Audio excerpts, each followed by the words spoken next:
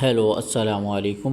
This is Rizwan Qureshi from technical education AKQ channel. آج جو ہمارا ٹاپک ہے وہ الیکٹرک ہسٹری ہے. آج ہم آپ کو بتائیں گے کہ بجلی کدھر سے اور کن کن دوروں میں بنتے ہوئے آج تک کے دور میں ہمارے تک پہنچی. جی ہاں، جو بجلی آج ہم دیکھتے ہیں، جو کہ آج ہماری ضرورت ہے اور اس کے بغیر ہم رہ نہیں سکتے، اس کی ہم آج تاریخ کے بارے میں پڑھیں گے. پرانے زمانے کے لوگ آسمانی بجلی یا لائٹننگ سے واقف تھے، لیکن وہ یہ نہیں جانتے تھے کہ یہ کیا ہے. عام لوگ اسے کرشمہ سمجھتے تھے. بجلی کی دریافت کی اصل کہانی تو حضرت عیسیٰ علیہ السلام کی پیدائش سے تقریباً 600 سال پہلے شروع ہوتی ہے. اس دور میں یونان میں بہت سے ایسے عالم موجود تھے جو یہ سمجھتے تھے کہ بجلی کیسے پیدا ہوتی ہے. اسی دور میں یونان میں چیڑ کے درخت عام ہوتے تھے، جس کے جمے ہوئے رس سیب کو زیورات بنانے کے لیے استعمال کیا جاتا تھا. لیکن اس زیور میں ایک خوبی پائی جاتی تھی کہ اگر اس کو کپڑے سے رگڑا جاتا تو اس میں ہلکی چیزوں مثلاً پرندوں کے پروں، تنکوں وغیرہ کو اپنی طرف کھینچنے کی صلاحیت پیدا ہو جاتی ہے. اس چیز کو یونانیوں نے کہربا کا نام دیا تھا. بعد میں یونان کے ہی ایک باشندے جس کا نام تھیلر تھا نے اس قسم کے تجربات میں گہری دلچسپی لی.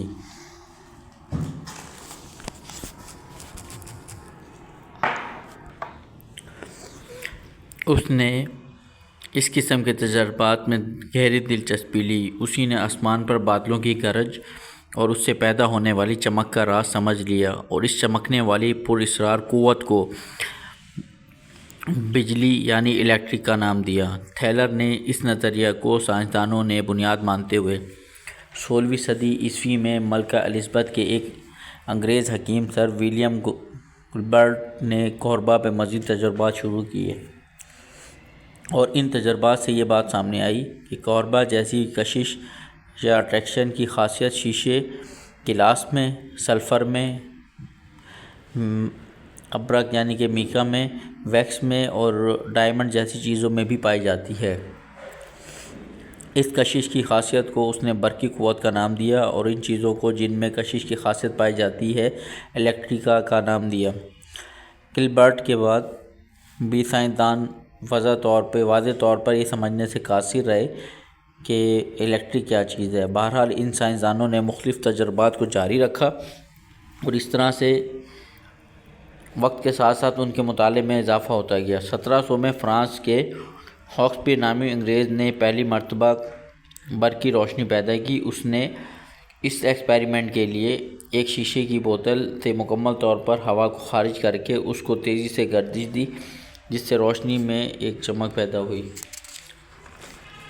اس کے بعد ہالینڈ کے شہر لیڈن میں ایک شخص پیٹر دان مشن بروک نے شیشے کی بوتل کو اندر اور باہر دونوں طرف دھات کی پلیٹنگ چڑھا کر بوتلوں میں پانی کو بھر دیا، اور اس طرح سے دونوں دھاتوں کے درمیان بوتل کا شیشہ انسولیٹڈ ہو گیا. بعد میں اس بوتل کے اندر دھات کے ہینڈل والی سوراخ کو ڈال دیا. جب اس بوتل کو کسی برقی مشین سے رگڑا جاتا تھا تو اس کے اندر اتنی بجلی پیدا ہو جاتی تھی کہ اگر کوئی شخص اس ہینڈل کو ہاتھ لگاتا یا چھوتا تو اس سے ایک زبردست قسم کا شاک لگتا تھا. 1974 میں ایک امریکی بینجامن فرینکلن نے بجلی کی ماہیت کا انکشاف کیا کہ جب دو مختلف برقی قوت رکھنے والے جسموں مثلاً بادل اور زمین کی بجلی ایک دوسرے کی طرف جاتی ہیں تو گرج پیدا ہوتی ہے.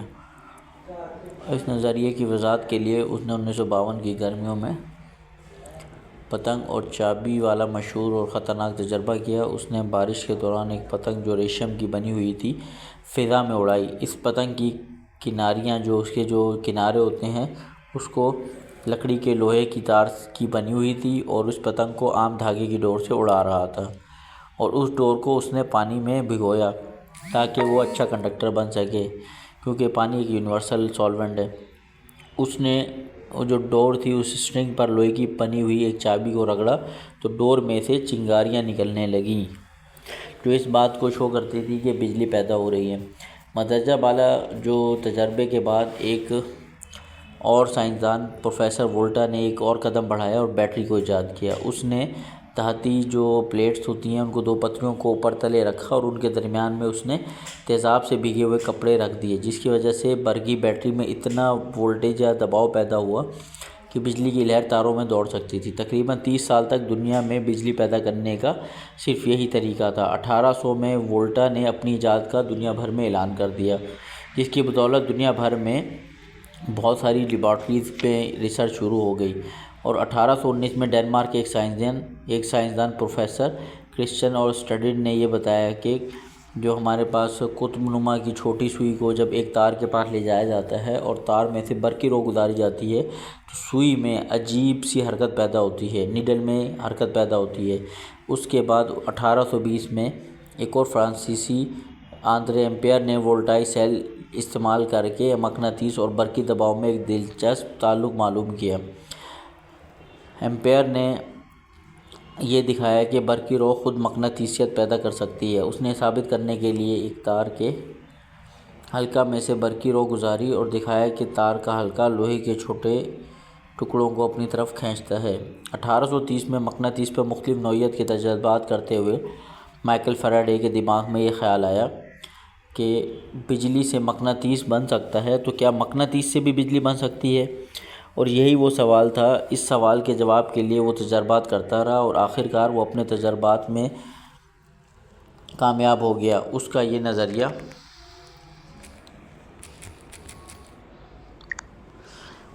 نظریہ بالکل درست ثابت ہوا، اور اس طرح اس نے یہ ثابت کر دیا کہ مقناطیس کو حرکت دے کر بجلی کی قوت پیدا کی جا سکتی ہے۔ اس کے انہی اصولوں پر بڑے بڑے جنریٹر کو بنایا گیا جو حرکت کی قوت استعمال کر کے بجلی کی قوت مہیا کرتے ہیں۔ بجلی بنانے کا سب سے بڑا ذریعہ جنریٹرز ہے، اور آج تک جو ہم جنریٹرز یوز کر رہے ہیں وہ اسی پرنسپل پر چل رہے ہیں، جس میں واٹر، اسٹیم، پیٹرول، ڈیزل وغیرہ کی مدد سے چلائے جاتے ہیں۔ ہمارے ملک میں بھی پانی کی قوت سے بڑی مقدار میں بجلی پیدا کی جاتی ہے، جسے وابڈا Water and Power Development Authority کا محکمہ ایک بہت بڑی سپلائی کے نظام کے ذریعے شہروں اور دیہاتوں میں پہنچاتا ہے۔ بجلی پیدا کرنے کے لیے ہوا کی طاقت یا سولر انرجی کو بھی استعمال کیا جاتا ہے۔ امید ہے کہ آج کی ویڈیو آپ کو اچھی لگی ہوگی۔ نیکسٹ ویڈیو میں نیکسٹ ٹاپک کے ساتھ دوبارہ حاضر ہوں گے۔ جب تک کے لیے اللہ حافظ۔